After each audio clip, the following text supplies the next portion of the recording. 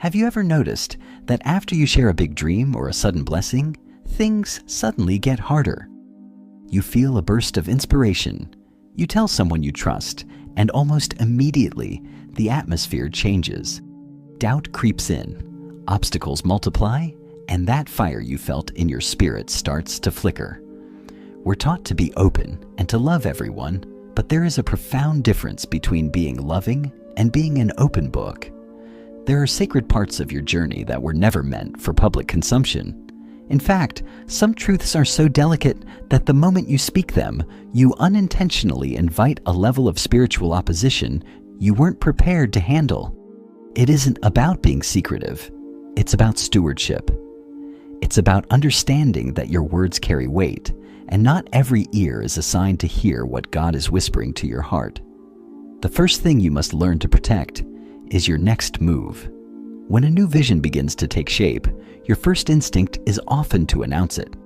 You want the validation, the excitement, or maybe just someone to tell you that you're on the right track. But the Bible gives us a quiet warning in Proverbs 29:11, which says, "A fool vents all his feelings, but a wise man holds them back." This isn't just about controlling your temper, it's about controlling your energy. When you announce your plans before they are birthed, you give people the opportunity to project their own fears and limitations onto your calling. Think about Joseph. He had a magnificent dream, and he did what most of us do. He told his family. Genesis 37 tells us his brothers hated him all the more because of it. His vision exposed their stagnation.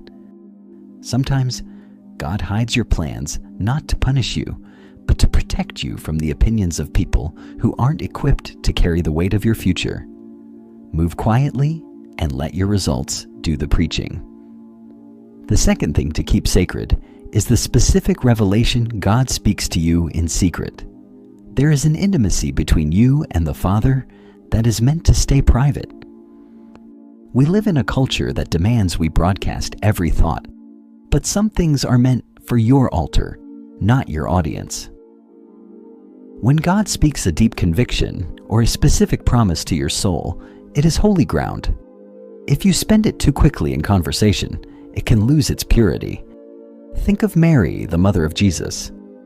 After receiving the most world-changing news in history, she didn't run to the village square to prove her worthiness. Luke 2:19 tells us that Mary kept all of these things and pondered them in her heart. She understood that some divine instructions are like a holy